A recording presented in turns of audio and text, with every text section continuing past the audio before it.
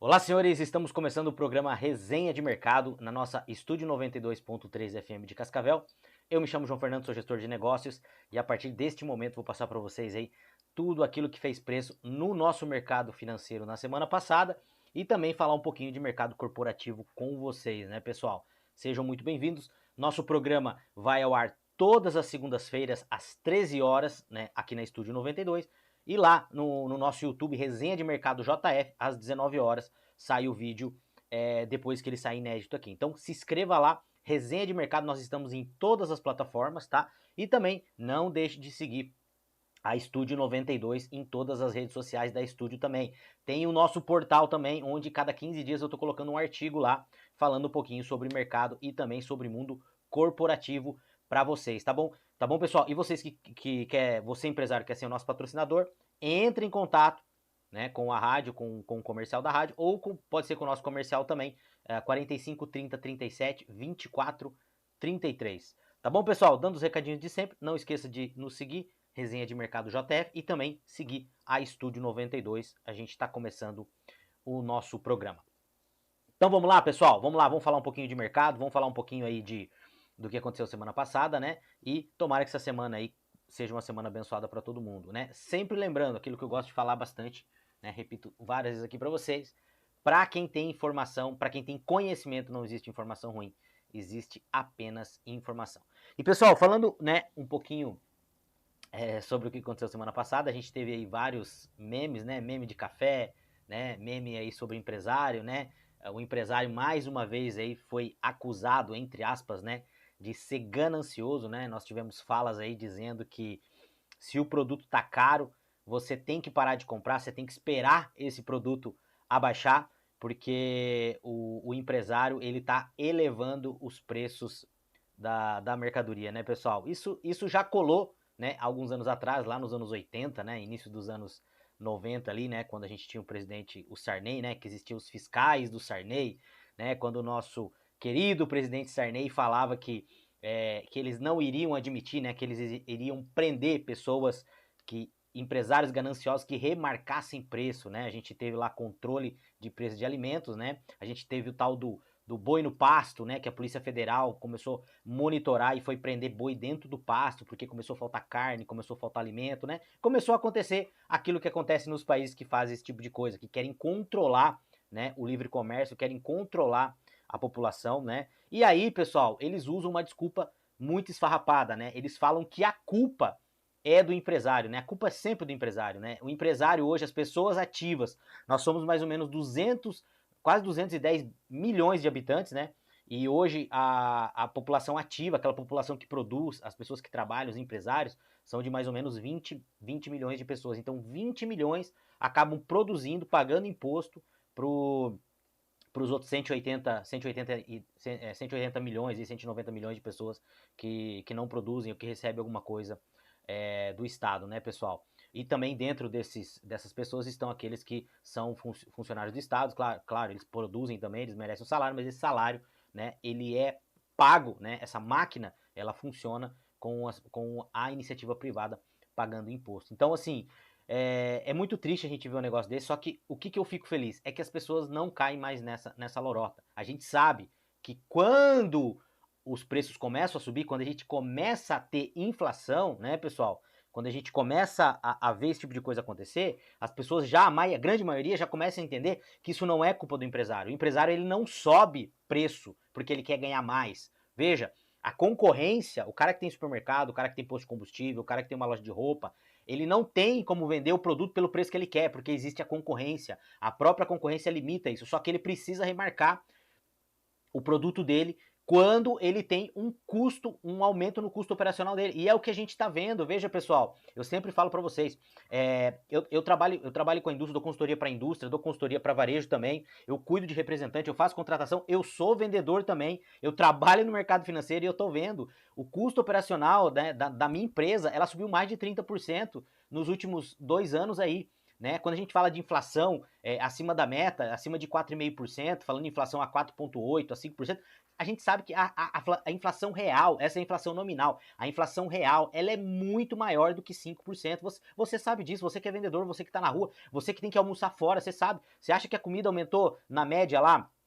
Parece que nós tivemos um aumento nos alimentos aí de 8% nos restaurantes, a média da inflação 5%. Não, subiu muito mais, subiu muito mais. Então, assim, o empresário ele tem que repassar. Quando sobe o salário, ele não faz milagre, ele tem que repassar. E aí, vem algumas pessoas dizer que o capitalismo é mau, que o empresário só pensa em ganhar. Vai olhar o balanço das empresas e ver quanto que uma empresa de varejo tem de margem líquida. Vê lá quanto que sobra na última linha dela, quanto que sobra de lucro líquido. Vê lá, é 1,5%, é 2%. O cara tem que vender bilhões para sobrar 2%. O risco da operação é muito grande. O risco é muito grande. E aí, algumas pessoas, o governo vem falar que a culpa é do empresário.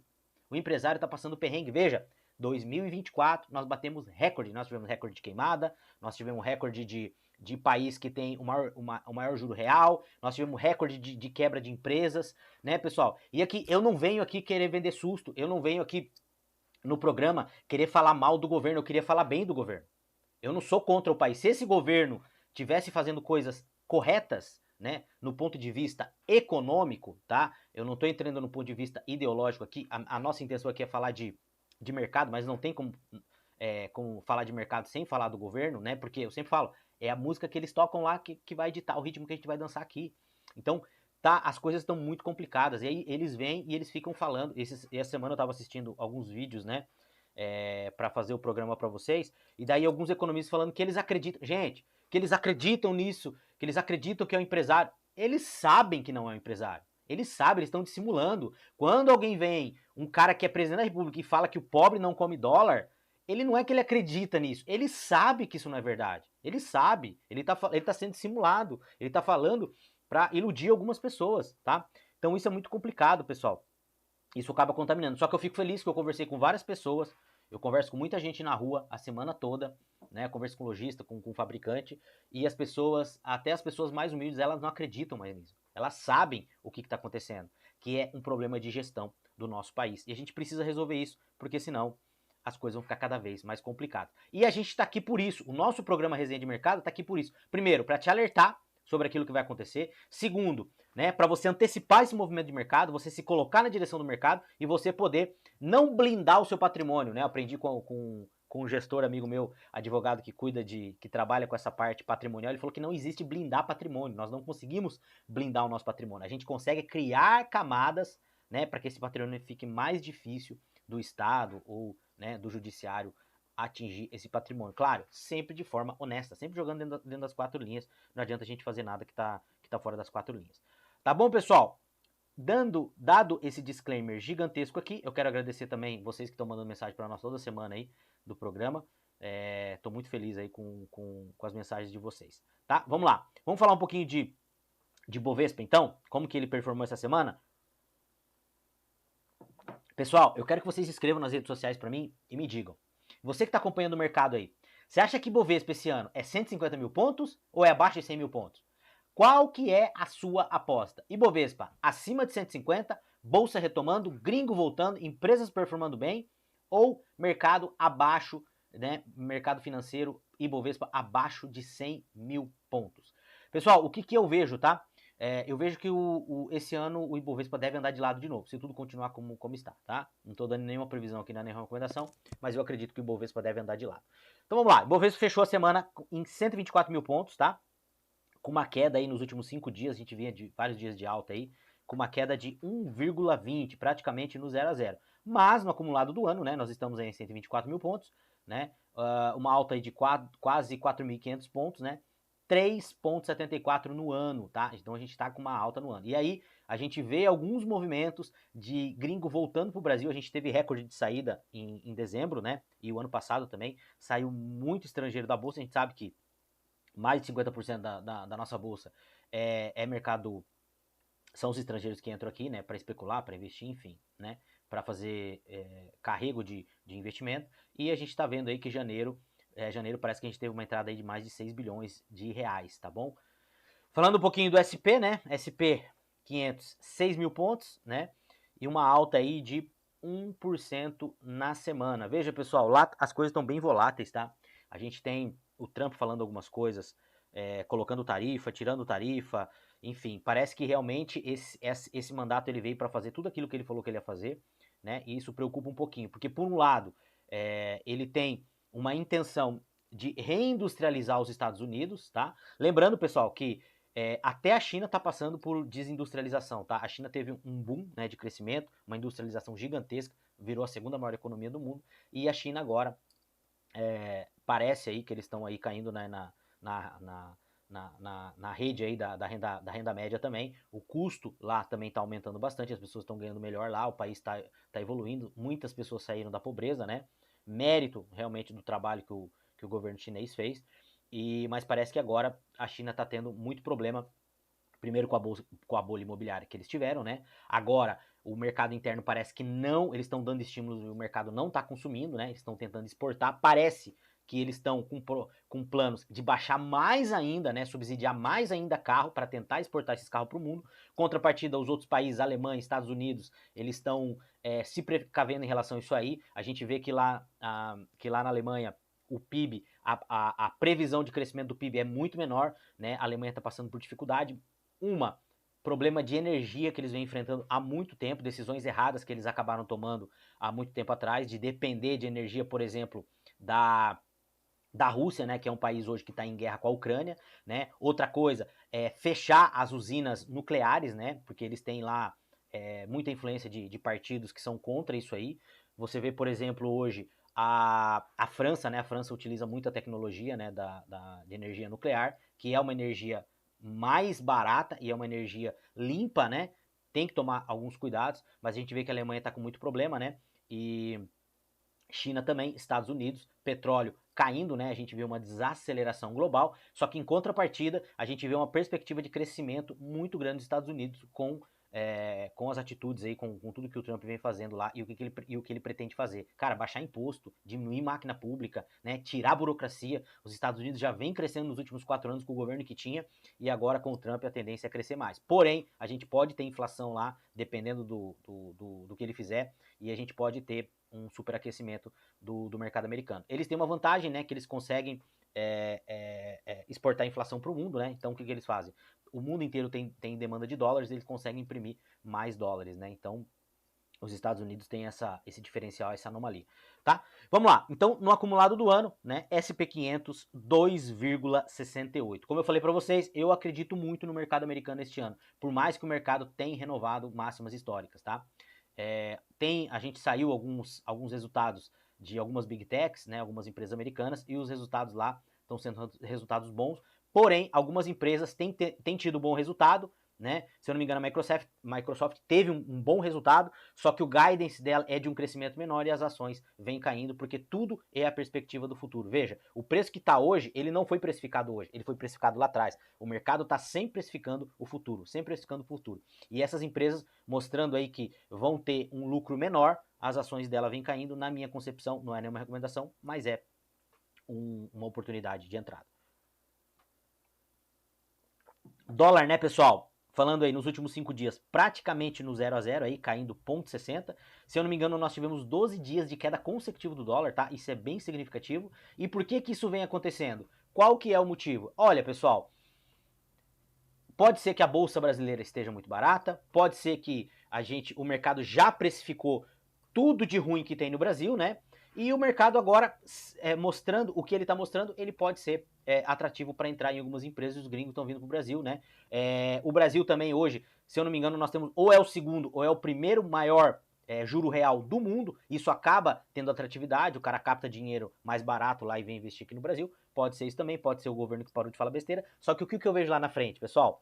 Que nós estamos no começo de 2025 e ainda nós temos 2025 inteiro e nós temos 2026 que é ano de eleição. E ano de eleição, o governo tem que gastar.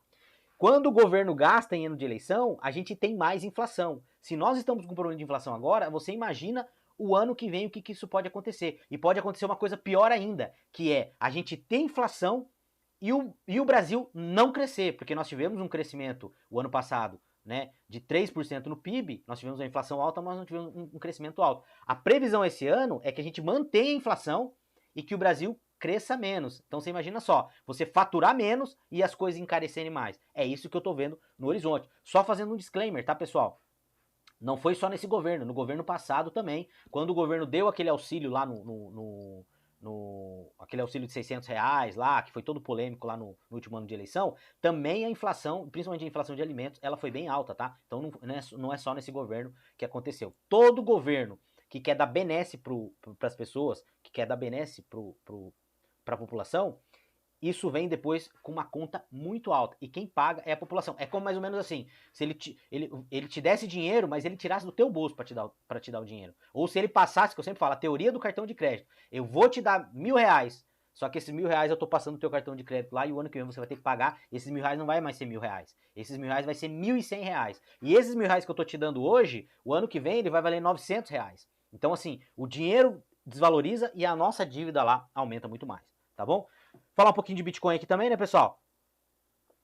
Bitcoin deu uma corrigida também no começo da semana passada aí, por tudo que vem acontecendo, essa volatilidade do mercado americano. Muitos investidores buscaram segurança, né, e acabaram se desfazendo de algumas posições, e o Bitcoin teve uma queda aí de 1,47, tá? 96 mil dólares, né? Abaixo da casa dos 100 mil dólares. Eu fiz meus aportes na semana passada, não é nenhuma recomendação, tá? Mas eu comprei Bitcoin semana passada também, tá? Entrei comprando Bitcoin. E no acumulado do ano, nós estamos com o Bitcoin aí em 2,98% no acumulado do ano, tá? Então, assim, eu acho que é uma boa oportunidade essas oscilações quando o Bitcoin cai. A gente tem uma previsão aí de terminar o ano, né? Várias gestoras aí falando que Bitcoin pode terminar o ano aí em 200 mil dólares. E aí, você acredita? Você acha que o Bitcoin fecha o ano em 200 mil dólares? Eu não acredito, tá? Eu acredito que o Bitcoin vai continuar crescendo, mas eu não sei se ele chega em 200 mil dólares até o final do ano, tá? Falando um pouquinho aqui do nosso IFIX também, né? Do índice dos fundos imobiliários. Esse aqui é um índice que eu acompanho bastante também, né? Gosto muito de fundo imobiliário, vejo muita oportunidade de fundo imobiliário. Se você não está estudando sobre fundo imobiliário, estude sobre fundo imobiliário, tá? Eu acho que o fundo imobiliário ele é uma baita porta de entrada para você que quer investir, para você que quer aprender a investir, tá? Comece estudando por fundo imobiliário, tá? É muito legal, é um ativo que ele traz mais segurança, tá? A volatilidade dele é menor, ele tem alguns mecanismos de relação com a nossa taxa de juro, com a nossa Selic, que você tem que entender, mas não é nada complexo, tá? Então, quanto menor a nossa Selic, quanto menor a nossa taxa de juro, mais os fundos imobiliários se valorizam. Quanto maior, mais eles tendem a se desvalorizar. E o bom investidor, o que ele faz? Ele vai investindo nos fundos imobiliários. Quando o fundo imobiliário começa a crescer, você pode realizar. Não é o que eu gosto de fazer, tá? O que eu tenho de fundo imobiliário com cota valorizada eu não vendo, tá? Eu levo sempre pro longo prazo, mas quando ele começa a cair, pode ser uma baita oportunidade de entrada, como eu já falei aqui para vocês. Você está comprando um pedacinho do imóvel com um custo bem menor. Então, fundo imobiliário caindo aí praticamente no 0 a 0, 0,44 na semana, tá? E no mês, né, o fundo dos imobiliários aí com uma queda, no mês não, no ano, pessoal, perdão, no ano aí com uma queda de 4%. Eu acredito que os fundos imobiliários continuam caindo no decorrer do ano, conforme a Selic vai aumentando. Aí você fala assim, mas então eu vou esperar, eu vou guardando dinheiro, vou esperar, e daí quando cair bastante eu vou entrar. Quanto que é bastante para você? Né? A gente não sabe qual que é o fundo, não tem como a gente adivinhar.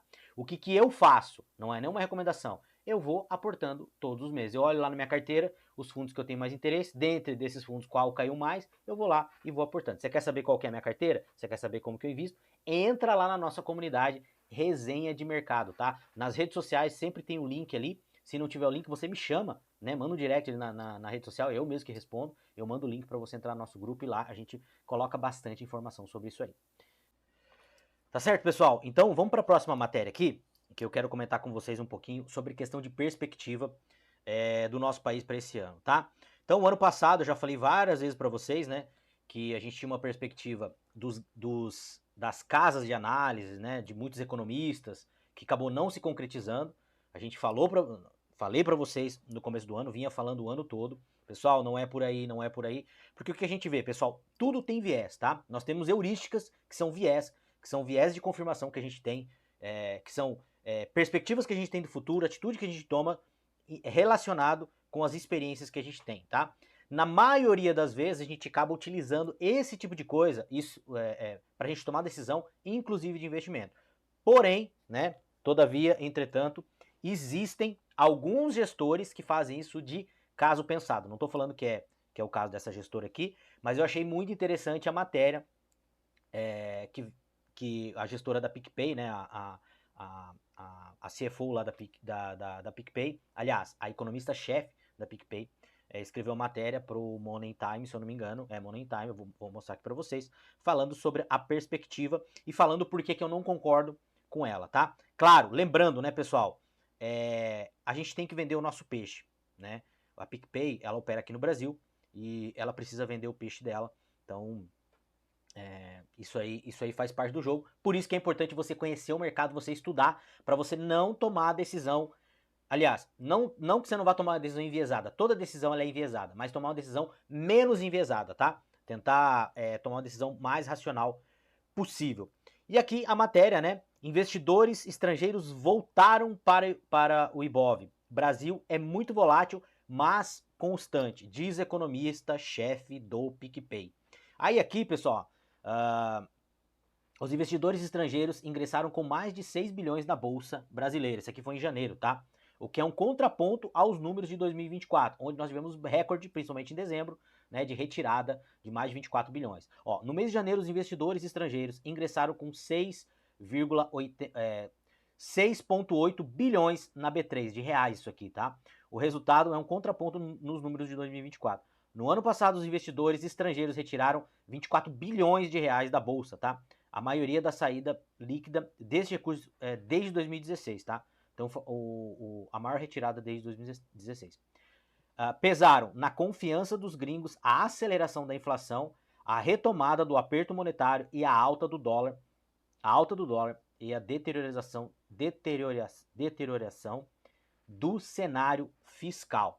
E daí ela diz assim que os investidores estrangeiros voltaram à bolsa. Isso aqui não continua acontecendo, tá? Os gringos estão confiando no Brasil. A inflação ela tende a desacelerar, com o que a gente está vendo, tá? A retomada do aperto monetário.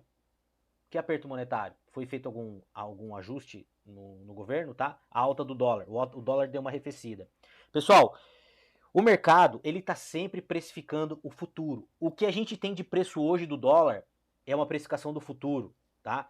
E tem um grande gestor que diz, né, um grande estudioso de mercado, que ele diz que o mercado no curto prazo é irracional, mas no longo prazo ele é racional. Por isso que a minha tese de investimento, não é nenhuma recomendação, é uma tese de longo prazo. E quando a gente olha uma matéria dessa, pessoal, o que a gente tem que entender? A gente tem que olhar o futuro. Olha como que eu analiso empresa, tá? Antigamente, eu fiz curso de análise técnica, análise fundamentalista, tá? E antigamente, a primeira coisa que eu fazia quando eu estudava uma empresa, eu olhava os fundamentos, os indicadores, tá? Fazia uma análise fundamentalista de indicadores, né? PL, EBITDA sobre dívida, enfim, os indicadores, né? O ROI, ROIC, ROA, né? Enfim, eu olhava esse tipo de coisa na empresa, alavancagem, margem líquida, eu olhava esse tipo de coisa. Hoje, a primeira coisa que eu faço, não é uma recomendação, quando eu vou analisar uma empresa, se eu quero investir nela, é o tempo. É a primeira coisa que você tem que analisar. Esta empresa, daqui 10 anos, ela vai existir? É a primeira coisa. Com essa disruptura que a gente tem hoje de tecnologia, de mercado, né? Da tal da criatividade destrutiva lá de Schumpeter, né? Que ele diz que quando uma tecnologia vai destruindo a outra, né? Você viu o carro, praticamente acabou com o mercado de carroças, diminuiu muito, né? A luz elétrica acabou com o mercado de óleo, para acender as lamparinas, né? Enfim, o mercado ele vai substituindo os outros. E tinha um grande gestor, que foi o maior gestor do século XX, né? Que foi Jack Welch, que foi gestor da GE. Ele incentivava dentro da empresa os próprios funcionários criar produtos que iriam destruir os produtos da GE. Mas que loucura! Sim, era uma loucura, mas não. Por quê? Porque ao invés do concorrente fazer isso, ele mesmo lançava um produto que deixava o produto dele obsoleto. E ele sempre estava na vanguarda, na ponta do mercado. E é isso que você tem que fazer como gestor, e é isso que você tem que fazer como investidor, que foi o caso da Kodak. Quem é das antigas sabe o que aconteceu com a Kodak. A Kodak foi quem inventou a máquina digital, mas deixou dentro da gaveta porque ela revelava muito filme. Ou seja, veio uma outra empresa, pegou a tecnologia, né? Se eu não me engano foi a Nokia, me corrijam aí, pegou a tecnologia e acabou com a Kodak, né? Xerox a mesma coisa. Então assim, o que eu quero dizer com isso? Quando eu olho, o que isso tem a ver com todo com essa matéria? Quando eu olho um investimento de longo prazo, quando eu olho um investimento, eu olho longo prazo. Daqui 10 anos essa empresa vai existir? Daqui 10 anos ela vai estar competitiva? Daqui 10 anos, será que essa empresa vai ser líder de mercado? É a primeira coisa que eu tento olhar. Tento fazer conjectura. A gente acerta? Não vamos acertar todas, mas é a primeira coisa. Aí depois, não, essa empresa vai existir. Show. Agora vamos olhar os números dela. Se vale a pena investir nela. Se é uma empresa barata, se é uma empresa que tem potencial de crescimento. Ah, ela não. Daqui 10 anos, provavelmente essa tecnologia já não vai mais existir. Você vai investir nessa empresa? Não, eu nem olho os números. E o que isso tem a ver com isso aqui, pessoal? A gente não pode precificar o cenário daqui a um ano com o que está acontecendo agora, com a foto. A gente tem que olhar o filme, a foto. Ah, o dólar baixou. O dólar baixou. Show de bola. Mas isso é a foto. E lá na frente? Não se esqueçam que nós estamos no ano de 2025. O ano que vem é ano de eleição. Em tese, o que o Estado deveria fazer? Conter mais as contas nos 2 primeiros anos, nos 3 primeiros anos, e gastar mais no ano de eleição. É o que a maioria dos governos fazem. O que esse governo fez? Acelerou até o último, o talo do acelerador. Agora, esses 2 primeiros anos, e tem mais 2 anos. E se vocês acham que 2026 o governo vai economizar? Você acha que o governo. Você acha que em 2026 a inflação vai ser menor? Você acha que em 2026 o crescimento da nossa dívida vai ser menor? Não vai. Não vai, porque o governo precisa investir para tentar se reeleger. E não é esse governo, pessoal. São todos, esse governo, anterior, todos eles fazem isso. É natural. Só que o que eles deveriam fazer é não pisar tanto no acelerador como foi pisado esses últimos 2 anos, os 2 primeiros anos do governo. E aí você olha uma matéria dessa e fala assim, ah, legal. Só que ela só tá olhando. Hoje, eu tô olhando para frente. Para frente, a perspectiva de crescimento da nossa economia não é boa. Para frente, a perspectiva de inflação nossa não é boa. Para frente, a perspectiva de crescimento de dívida não é boa. E se o Brasil está endividado, quem vai ter que pagar essa dívida são as pessoas, somos nós. Se nós temos que pagar dívida, não sobra dinheiro para consumo, para investir. As empresas vão vender menos. Entendeu? Então, assim, ó, ela diz aqui, ó, ela destaca, né, que a volta dos investidores reflete a mudança de um cenário incerto para um adverso. Para mim, continua incerto ainda, tá? Na verdade, sim, tá certo o que vai acontecer. Vai continuar a mesma coisa que tá acontecendo hoje. Gastando muito, né? Gastando errado, né? Mas com a maior clareza sobre os desafios. Já aceitamos que a inflação será mais alta e que os juros permanecerão elevados. E que, apesar disso, o Brasil continuará crescendo. Que crescimento é esse? Crescimento em cima de dívida? 2024 foi o ano do recorde. Maior juro real do mundo, queimada, maior recorde de queimada, maior recorde de empresas falidas 2024. E pessoal, se a taxa de juro continuar subindo, vai quebrar muita empresa, porque as empresas não sustentam a taxa de juro, a Selic, a 15%, 16%. Não sustentam. Porque se a Selic tá 15%, com spread o cara vai pagar 20% ao ano. Não aguenta pagar, vai quebrar. Será que a gente não analisa isso?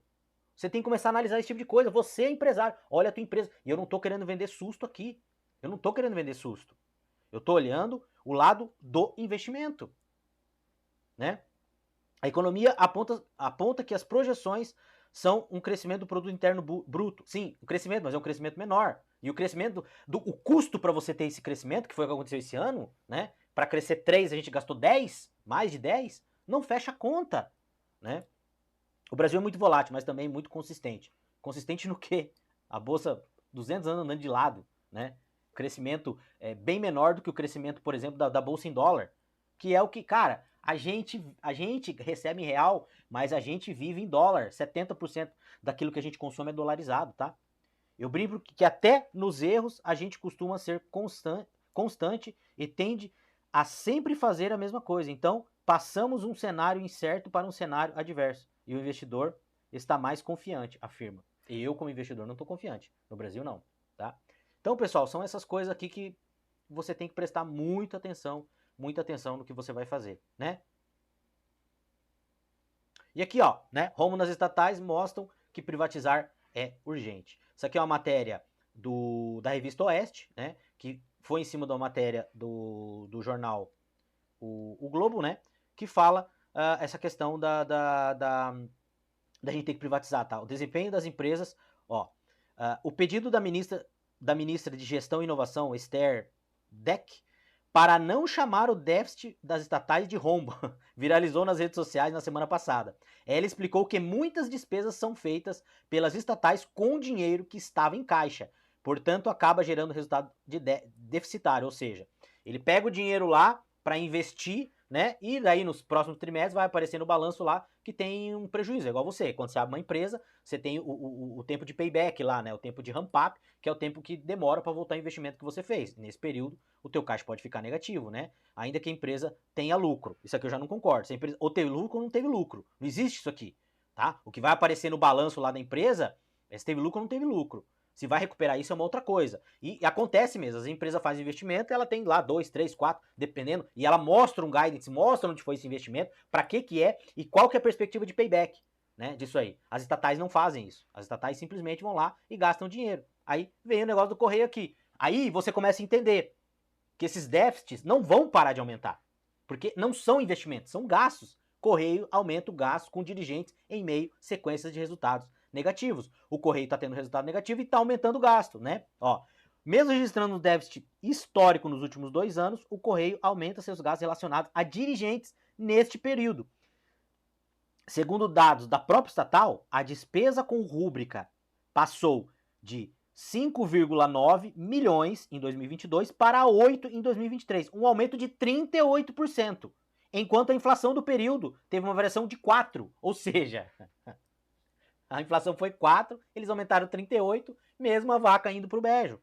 Por isso que, pessoal, quando a gente volta na matéria ali e fala de, até que esqueci de comentar, que fala de privatizar, gente, tem muitas estatais, a gente não vai entrar nisso aqui, tem estatal que eu acho que não deveria ser privatizada, mas não no Brasil, porque o nosso político não tem maturidade, não tem competência para tocar uma estatal. A nossa legislação, tá? Ela não foi feita para a estatal dar certo no Brasil, tá? A estatal ela é muito vulnerável a político, não deveria ser assim. Teria que mudar toda a estrutura, teria que mudar nossa Constituição. Do jeito que é hoje, sim, eu sou a favor. Porque o nosso político ele não tem competência, ele não tem maturidade para cuidar de estatal. E aí, né, pessoal, seguindo a carreta furacão aqui, né, uma matéria aqui da Infomoney, né, da CNN, Magda acena a indústria e diz que Petrobras vai pisar no acelerador. A presidente executiva da Petrobras, Magna, né, comentou nesta terça-feira, dia 4 agora de fevereiro, sobre investimentos planejados pela estatal nos próximos anos.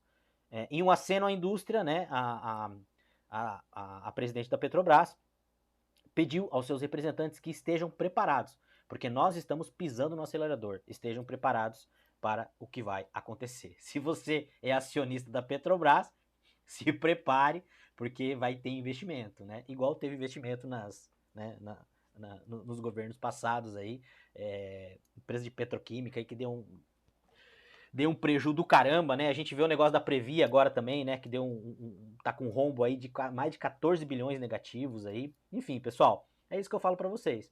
Você já dolarizou a tua carteira hoje? Você já tirou a tua grana do país hoje? Você precisa fazer isso, porque senão você tá ferrado, tá? Aqui é a matéria da Teca também, né? Teca pediu falência agora esse ano. A Teca não via bem, não é culpa desse governo, tá? A gente tem que reconhecer isso, ela já vem mal há muito tempo, tá? E o Itaú aqui, né? Itaú bateu recorde de novo, né? Recorde histórico, né? O Itaú sempre batendo recorde histórico de faturamento, né? E tá diminuindo agências aí.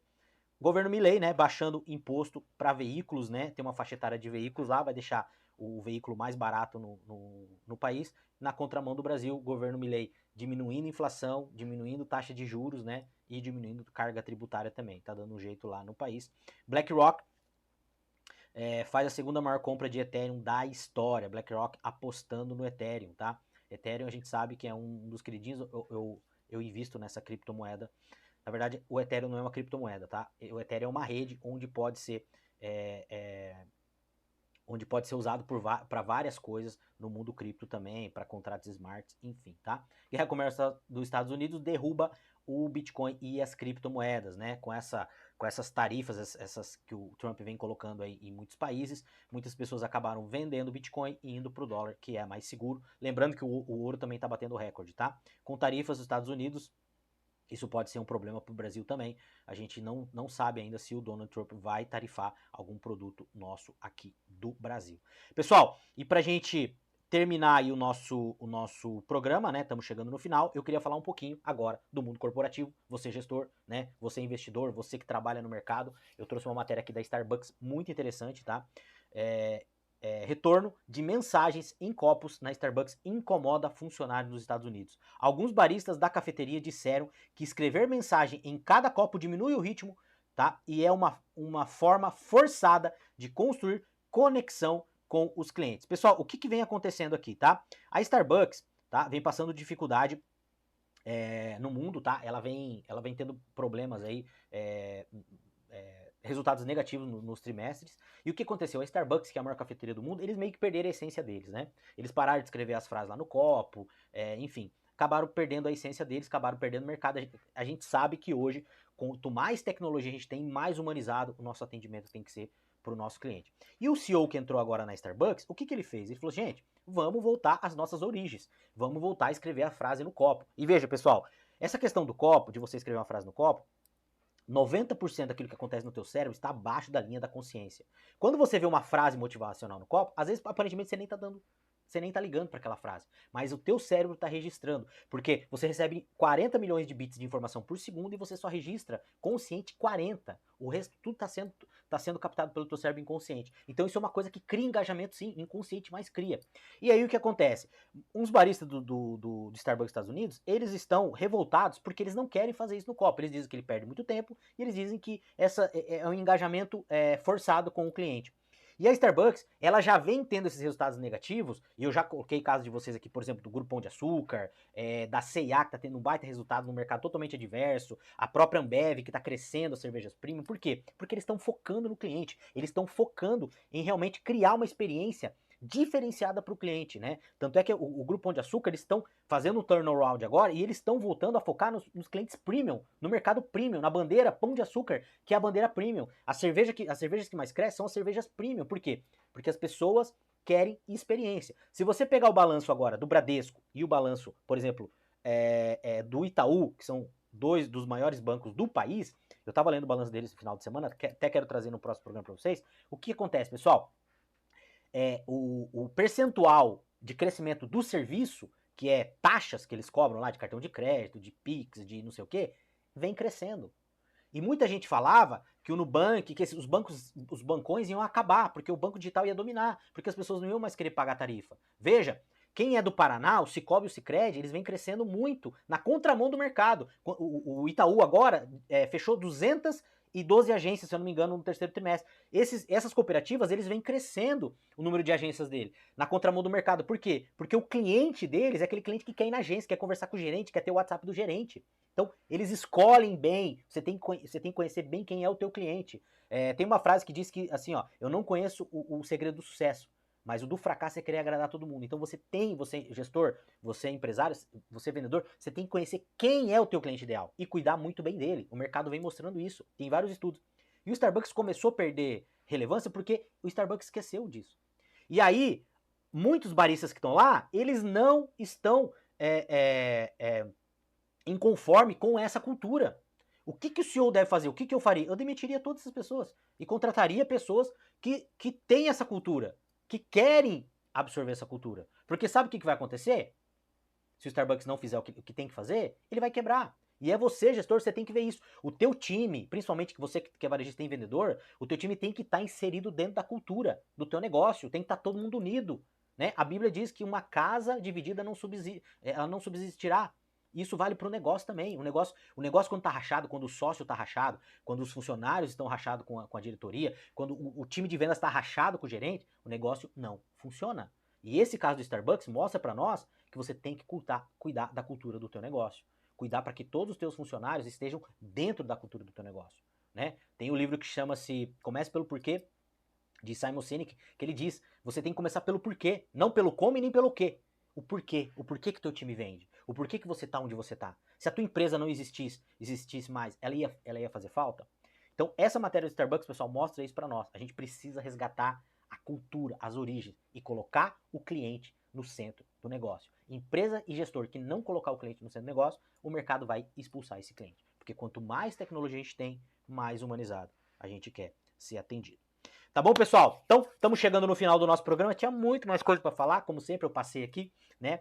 Quero agradecer muito a tua audiência. Se você quiser patrocinar o nosso programa, entre em contato com o comercial da rádio ou entre em contato com o comercial do Resenha de Mercado, 45 30 37 24 33.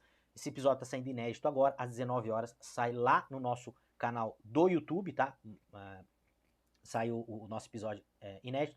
Não esqueça de seguir, né, as redes sociais da rádio e também a nossa rede social, que é o Resenha de Mercado JF, em todas as redes sociais. Tá bom, pessoal? Eu vejo vocês na próxima semana. Tenham todos uma semana abençoada. Até semana que vem. Um grande abraço e valeu!